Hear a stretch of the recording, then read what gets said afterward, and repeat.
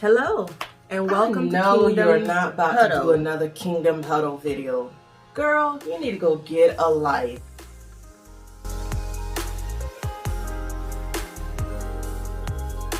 Hello, everyone. Just in case you didn't quite figure out what's going on, that was my clone. Yeah, Miss Hater. Yeah, so on this Kingdom episode, I'm actually going to be talking about haters. You know, sometimes we can label those individuals as maybe dream killers. And if this is your first time on my channel, welcome. My name is Wilma Parker. There are times in our lives where we will have individuals who just don't get it. They just don't get it. It may be somebody you're married to. It may be your children. It may be your siblings. It may be your coworkers, whoever. And it also could be strangers from social media that just feel like, why is she doing that? That just don't make no sense. You are always going to have critics, but you have to understand that that's part of the assignment. Having critics, having haters, having people that don't get it is a part of your assignment. There's too many of us that as soon as we hit that roadblock, it's like, nope, I can't do it anymore. And we just stop.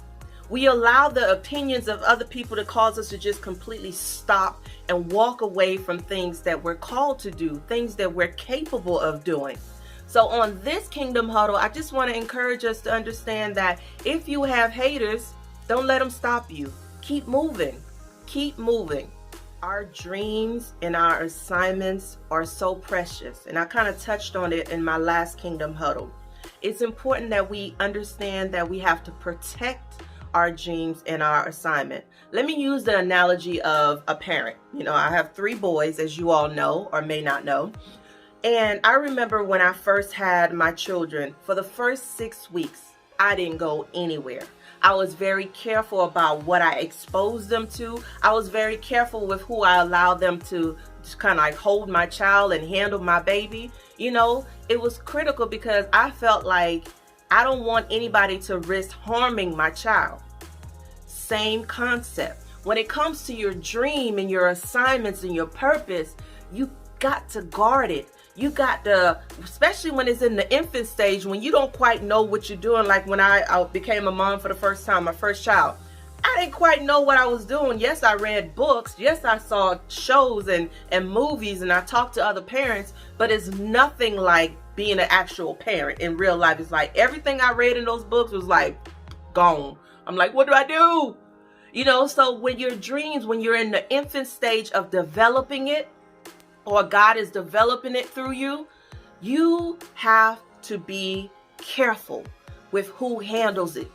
Not everybody is prepared to hold that baby and hold it properly and give it what it needs. Just like with your dream. Not everybody you need to share your dreams with. Not everybody you need to go ahead and say, come on board, let's do this together. Everybody's not there. So if you put your dream and your assignment in the wrong hands, they are going to mismanage it. They're going to mismanage it. There are certain times that you can share certain things, but many times in the infant stage, I'm talking about in the beginning, raw draft stage, you have to be able to just sit quietly and allow God to just pour into you and allow God to develop you into your dream and your purpose, to grow you up in your purpose. And you sometimes just got to do this. Silence. Quiet. Certain people just, they're not ready. And then also you're in the stage of trying to figure it out yourself, and you may not have the right words to explain what it is you're trying to do because you're trying to walk it out. It's a new territory. It's something that you don't have a blueprint for. So I'm telling you, guard your dreams from dream killers.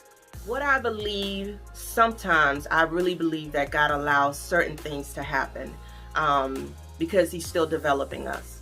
And a lot of times people, dream killers and haters, are from people that they don't expect it to come from, or from people that they expect to be in their cheering corner, their spouses, their siblings, their family members, their classmates, or whoever, the people that they feel closest to. They're expecting that those individuals would be the main ones to say, girl, go, do it, that's awesome. But a lot of time, those are the main people who are rejecting you. Those are the main people who are like throwing salt on you or putting doubt in your head, saying, girl, you sure you want to do that? You sure you want to go with that hair style or that lip color? It's like they're always questioning. And there's nothing wrong with constructive criticism. But what I'm talking about are these individuals who purposely are trying to tear you down or pull you away from your destiny. Or there are sometimes critics will come not to stop you, but to distort the dream. So now you're confused. Wait a minute. Okay, now you can't even get your thoughts right. So I believe, though, that there are some times that God allows some of those people who are closest to us to be critics, because if we can stand up to people who are closest to us, people who we feel know us the best, and we're able to keep going, then God is saying, you know what? If you can handle the rejection from your parents, if you can handle the rejection from your spouse, if you can handle the rejection from these individuals, those people outside of your circle, those people who are in the social media realm or wherever else, if you can handle the personal critics, those other critics, girl, you got it. You got it. So you have to understand, don't get mad at people because they don't understand where you're at. You have to be selective about what you share with them, though. Also, make sure you understand who you are. Who you are. Because when you're confident in who you are, their opinions and their statements are just opinions. You know, many years ago, my husband, and this is how we met, he was actually my boss, y'all. But he was a supervisor over a community-based company. And there was an employee there. It was a young gentleman. And, you know, my husband is a clown. He loves to have fun and joke around and make people laugh. So he was messing with this guy. They had a close relationship, so he could talk to him like this. But he would say, man, go sit down somewhere. Don't nobody like you. And I love the response of this individual. He will always turn around and say, you don't have to like me. I like me. So if they don't like you, the question is, do you like you? Do you like you? Do you believe that God likes you too? And I would go a step further to say that God don't just like you, he loves you. He created you. You know, the coach got your best interest at heart. So the question is, do I like me? You may not like the way I'm rocking my hair. I like it. You may not like the way I dress. I like it. Critics are always going to be there, but you have to make up your mind before they even come at you what your response is going to be. Is it going to completely put you in the dumps and make you depressed? Or is it going to be like, that's their opinion. I choose not to allow it to resonate in my heart. I'm going to keep going this route. This is the play that God has laid out for me. This is the route that the coach is telling me to run.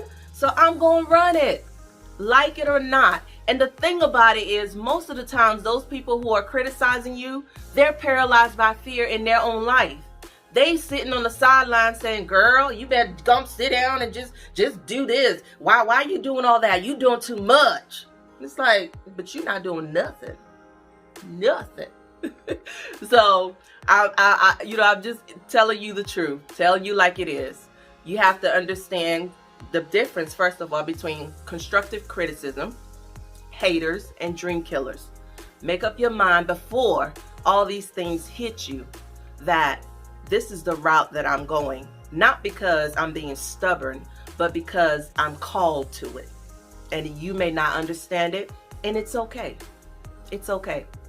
So I hope you enjoy this Kingdom Huddle. Listen, don't allow dream killers to stop you. Keep going. You got this.